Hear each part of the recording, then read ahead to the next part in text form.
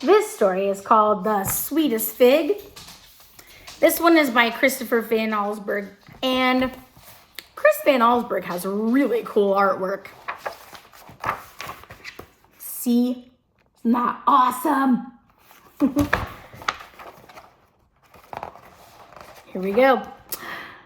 Monsieur Bibot, the dentist, was a very fussy man. He kept his small apartment as neat and clean as his office. If his dog, Marcel, jumped on the furniture, Bibot was sure to teach him a lesson. Except on Bastille Day, the poor animal was not even allowed to bark.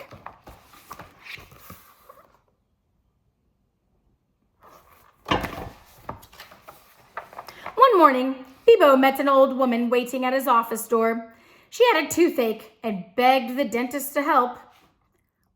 "But you have no appointment," he told her.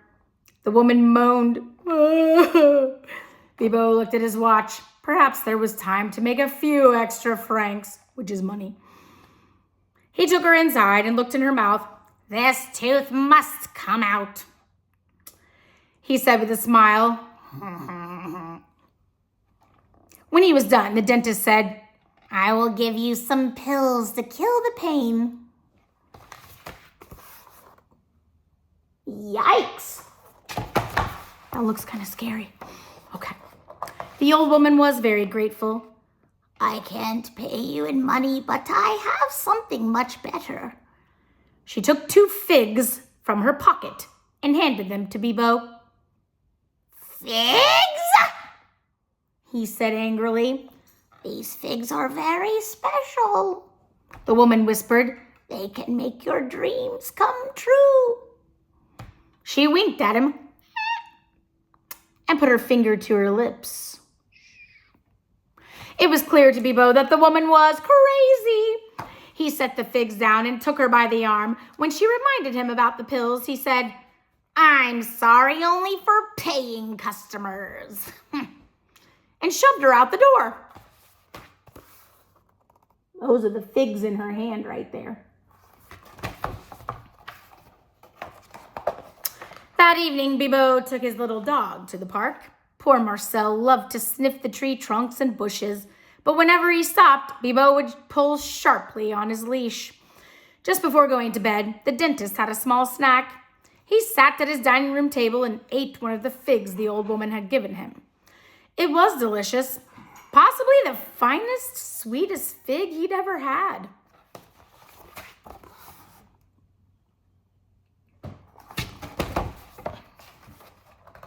In the morning, Bibot dragged Marcel down the stairs for his morning walk. The steep steps were hard for the short-legged dog, but Bibot wouldn't think of carrying his pet. He hated to get Marcel's white hairs on his beautiful blue suit.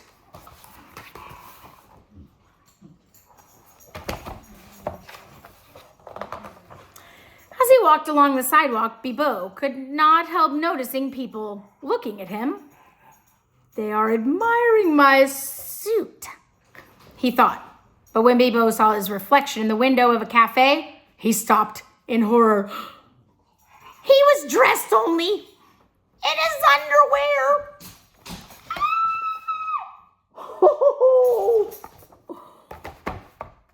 Uh-oh.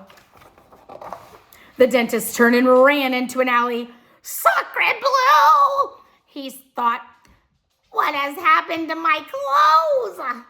Then he remembered the dream he'd had last night. In his dream, he'd stood in front of that very cafe, dressed in his underwear. Something else had happened in his dream, and Bibot struggled to recall it. Marcel, looking out from the shadows of the alley, began to bark. The dentist looked up and saw the rest of his dream come true. Ooh, I wonder what it's going to be. No one noticed Bibot as he ran home in his underwear. All the eyes of Paris were fixed on the Eiffel Tower, which slowly drooped over as if it was made of soft rubber. Bibot understood now that the old woman with the figs had told him the truth. He would not waste the second fig. So see, his dreams came true after all. Let's see. Over Over the next few weeks, as reconstruction of the Eiffel Tower began, the dentist read dozens of books on hypnotism. Each night before he went to sleep, he gazed into a mirror and whispered over and over, "Bibo is the richest man on earth. Bibo is the richest man on earth." I think he wants to dream that he's rich. Soon, in his dreams, that's exactly what he was. As he slept, the dentist saw himself steering his speedboat, flying his airplane, and living in luxury on the Riviera. Night after night, it was the same. Ooh, look, he's dreaming that he's rich. One evening, Bibo took the second fig from his cupboard. It would not last forever. Tonight, he thought, is the night. He put the ripe fruit on a dish and set it on his table. Tomorrow, he would wake up the richest man in the world. He looked down at Marcel and smiled. The little dog would not be coming along. In his dreams, Bibo had Great Danes. So that means he gets different dogs in his dreams. So he doesn't even seem like he's sad that Marcel's not going to be with him. I don't like that. I don't like it, Walker. This man is a meanie. Look at his poor sad doggy. Mean man. As the dentist reached into his cupboard to take out some cheese, he heard the crash of breaking china, which is dishes. He turned to see Marcel standing on a chair with his front paws on the table, chewing the last of the fig. The dog ate it, Walker. Look. Oh, uh-oh. The man's gonna be mad. Bibo was furious.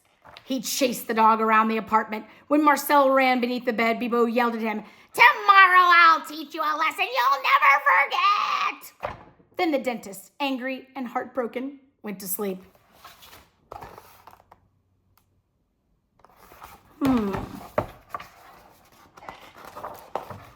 When he woke up the next morning, Bibo was confused.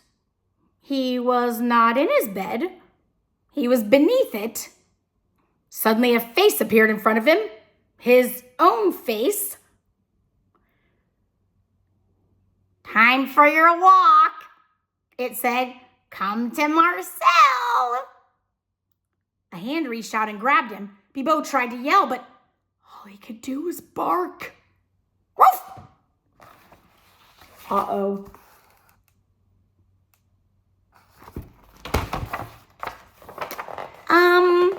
Do you know what happened? Guess what happened? I think the dog ate the fig and dreamed he was switching place with his human. And yep, that's exactly what happened. Now the man is this dog, and the dog is the man. Uh-oh. I think the mean old man, I think he's in trouble. I think the dog's about to get him back a few times for how mean he was. But it's kind of funny since it's just a book.